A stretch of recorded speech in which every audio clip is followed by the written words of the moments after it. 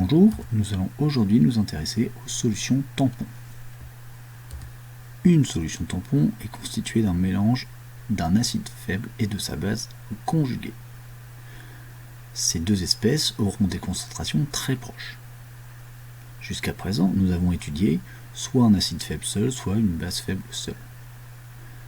Pour un acide faible, son pH était égal à pKa plus log de A- sur AH.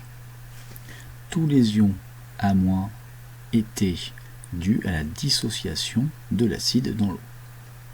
Ici, nous allons avoir égalité des concentrations, c'est-à-dire que dès le départ, nous allons avoir apport de AH et de A-.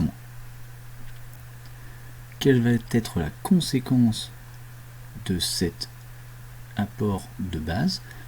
Vous allez avoir les deux concentrations qui vont être très proches. Si les deux concentrations sont très proches, vous allez avoir le rapport des concentrations qui va être égal à 1. Log de 1, c'est égal à 0. C'est-à-dire que pour un milieu tamponné, vous allez avoir un pH qui va être très proche du pKa du couple qui va permettre la solution tampon. Propriété de cette solution. L'avantage d'une solution tampon, c'est qu'elle va maintenir approximativement le pH constant de votre milieu. Si vous additionnez, bien sûr de façon modérée, une quantité d'acide, ou une quantité de base, ou une quantité d'eau. Ajouter une quantité d'eau à un milieu, c'est-à-dire on va diluer ce milieu. Cette solution tampon va être très très importante parce que le milieu va être à un pH constant.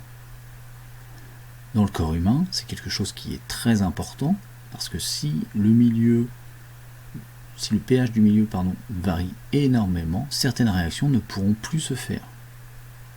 Dans le corps humain, vous avez par exemple le sang qui est un milieu tamponné ou bien sûr la salive.